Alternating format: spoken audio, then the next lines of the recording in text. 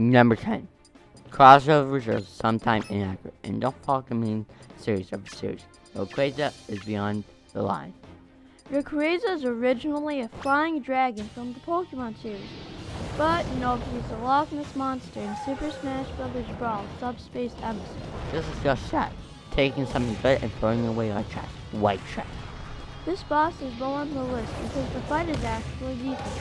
It's the fact that Rayquaza literally goes underground and underwater. It's just ridiculous. Number 9. My god, does Kid Icarus Uprising have some mad good bosses?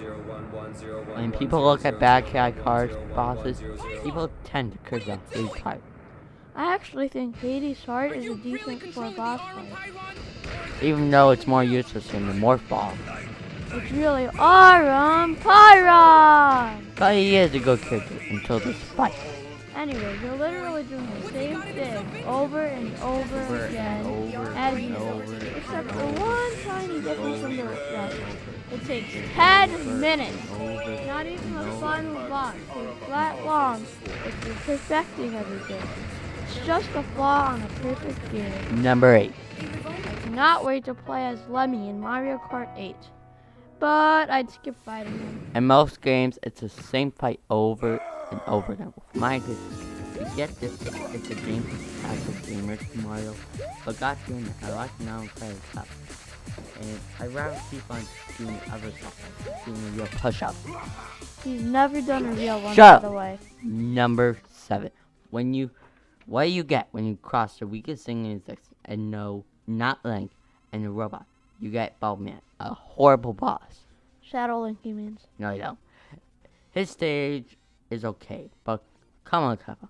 You couldn't think of anything better than a guy who shoots out bubbles. How about, like, a guy that shoots out wheels? Yeah, there's actually a Kirby boss fight that, Really? It wouldn't shoot at whales, but he was a whale. Yeah. That was kind of annoying. Okay. Number 6. The final boss of DKC. This game is full of original and creative bosses. A bird in the bowl, a weird grassy electrical worm, a mewing dog, and a robot chicken. And no, not the one from the cartoon. But this is just a head and head. Come on, there's been tons of these. Number 5. I just played through Wind Waker HD, and it totally needs more attention than it deserves. Sorry, I prefer this over Ocarina of Time. Yet, there's one boss that is so cheap, and it's that. I don't even know the name of the Forbidden Forest ridiculous boss, nor do I want to. To beat this boss, you have to be so quick, it's quite frustrating. It sounds basic when I say make it fall to the floor and hit it. When I say the vines go back up after a short amount of time, it's so ridiculously annoying. When you fight it for the second time in Ganon's tower, it isn't that frustrating because you're stronger and have the Master Sword. Here you have a crappy sword and are forced to do this multiple times. And you can't even get hurt while you're hurting the weak spot too. God, I just hate this thing. Calm down, buddy. Let's move on. Number 4. Electrocutionator. There are just some great boss battles in Market. I even have to give Time Joker some credit because his battle is actually kind of fun. But This guy is perfect.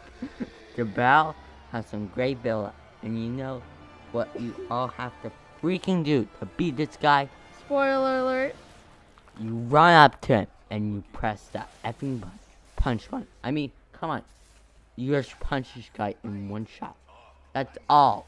I really mean there's nothing else. You just shoot him like a thug, like a record prop. Seriously. Shut up. Number 3. Atlas from Final Fantasy 13. 2. He is hard. He is a giant, invisible robot. And you know, he's the second boss. He made me give on up on Final Fantasy. I mean, I love RPG. I still do. I hate goddamn effing Final freaking Fantasy. Number 2. Good old Krakow is just boring. He's a common boss in the Kirby series that literally gets old. But the Goofin, they still have minor diversity. Nothing here. Except lightning and those beam guys and that rain. What? Yeah, what a storm of building.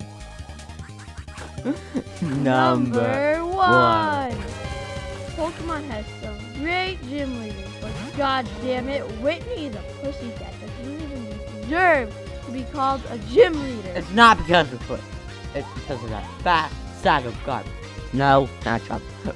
Freaking milk cake. My god, does this milkshake deserve the title of cheap? I'll give credit that there is shiny, but it's a frustrating shot, and you can avoid no matter what of that milkshake. When milkshake deals of that milk drink, you have to start all over again. Your best strategy is just to beat him up and spam offensive moves. But the only thing that is super effective to normal types like Miltank are fighting types. And even those moves don't do a lot of damage on Miltank. You really have to be lucky enough for her to use milkshake to a minimum. When you're forced to be saved by luck, you have the worst boss fight in a game ever. And that's all. Next time, we'll introduce a new series called Showdown.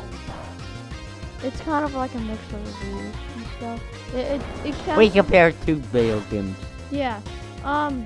We're gonna be comparing Donkey Kong and Mario, the old rival. And I'll give you a hint of which two games. It's the only good games on the Wii U as of now that aren't remakes or just, ports. We cover good games. Anyway, bye. Ta-ta.